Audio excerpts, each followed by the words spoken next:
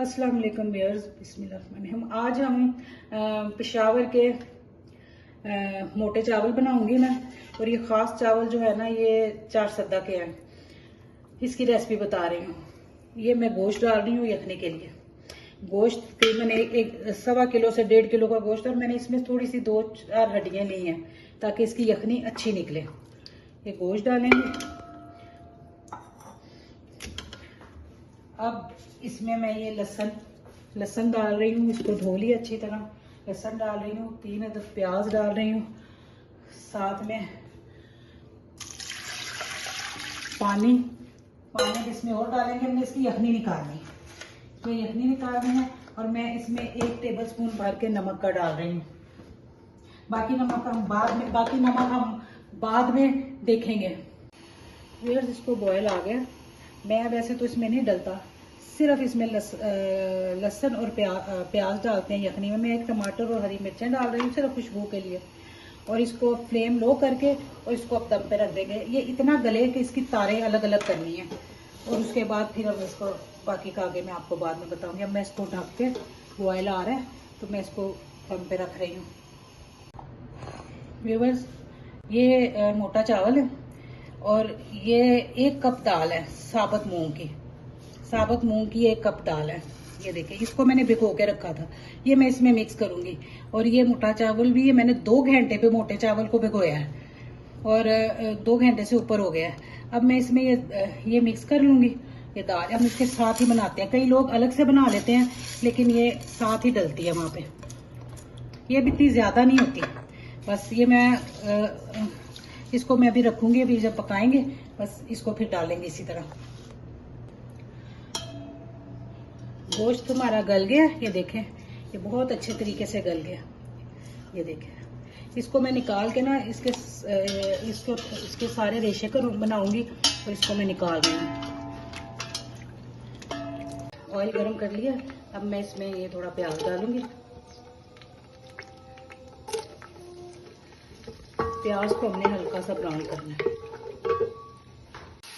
अब मैं इसमें प्याज हमारा इतना हो गया ब्राउन। अब मैं इसमें वो डाल रही हूँ लहसुन अदरक 1 टेबलस्पून भर के मैंने डाला। दोनों 1 टेबलस्पून लहसुन का अदरक।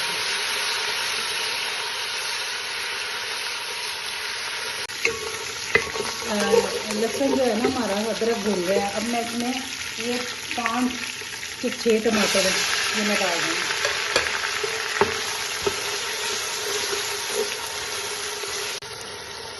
अब मैं इसमें मसाले डालूंगी। 1 टीस्पून नमक, 1 टीस्पून हल्दी, 1 टीस्पून लेवल पे गरम मसाला, 1.5 टीस्पून सूर्ख मिर्च, 1 टीस्पून कुटी हुई मिर्च और 1 टेबलस्पून भर के और सवा मतलब आधा 1 टेबलस्पून भर के फुल भर के। और आधा जो है ना वो मैंने मतलब है थोड़ा सा कम, बहुत ज़्यादा भर के नहीं, वो मैंने लिया धनिया पाउडर का। ये मैं सब इसमें डाल दूँ। ये मसाला अच्छी तरह भून के, तो इसको हमने पहले पानी में डाल के रखना है और अच्छी तरह भूनना है। इसको मैंने 2-4 मिनट भूना है। अब मैं इसमें ये जो गोश्त था मैंने सेट किया था सारा, ये मैं डाल रही हूँ। ये कुछ लोग ये इकट्ठे डाल देते हैं, कुछ लोग ये मसाला जो है ना, ये वहाँ पे एक मसाला मिलता है जिसमें धनिया, जीरा, गरम मसाला, हल्दी, मिर्चें सब होती हैं, वो कुछ लोग वो डालते हैं। लेकिन हमने ये अपने बचपन से अपनी माओ से ये खाए हुए हैं। हमारे ये वहाँ के पेशावर की ये मतलब एक तरह हमारे लिए सौगात है। तो कतली कबाब, ये कढ़ाई, नमकीन कढ़ाई, नमकीन गोश्त, ये हमारे वहाँ के हमारी वहाँ की सौगात है पेशावर की। और ये चावल जो है ना, ये ज़्यादा 4 सद्दे में मिलते हैं, तार किए हुए ना, हरे रेशे वाले। तो मैं इसमें पानी डाल के थोड़ी देर इसको पानी डाल के ये रखूँगी। ये थोड़ा से दम पे पड़े रहेंगे। उसके बाद इसको हम भूनेंगे, थोड़ा सा भून के फिर इसमें यखनी डालेंगे।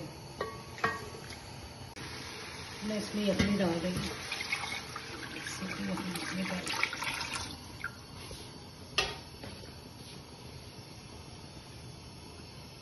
डालना है तकरीबन 3 पाव कप चावल है। अब इसको उबाला है और इसमें अगर दोबारा पानी ऐड करना हो ना, इसलिए पानी लेते हैं काफ़ी, तो फिर आपने पानी गर्म डालना है, साथ रखना है। आपने किसी भी चीज़ में पैन में पानी रख देना, वो उबलता रहे और इसमें आपने पानी साथ साथ ऐड करना है, थोड़ा थोड़ा, ज़्यादा नहीं, इतना नहीं होगा। ये अच्छी तरह 2 घंटे भी 3 घंटे भी भीग जाए खैर है। फिर हमारे चावल बिल्कुल तैयार हो गए। ये इस तरह होते हैं और इसको खूब घोटना पड़ता है। मैंने इसको अच्छी तरह इस तरह चम्मच मार मार के ना इसको इस तरह किया। अब मैं ना इसके लिए तड़का तैयार करूँगी। थोड़ा पानी जो उबलने के लिए रखा था वो मैं उबला हुआ पानी, ये उबला हुआ पानी में साथ साथ डालती रही ये, और ये पानी ज़्यादा लेते हैं। और साथ में इसमें मैंने मिर्चें और थोड़ा सा नमक भी डाला था, वो आप अपने हिसाब से देख लें। ये घी मैंने डाला, देसी घी है, और इसमें मैं ये प्याज डालूंगी और इसको हम ब्राउन करेंगे। ये मैं तड़का दे रही हूँ। वैसे हमारे ये चावल तैयार हो गए हैं और ये बहुत टेस्टी बनते हैं। इसे आप ज़रूर ट्राई कीजिएगा।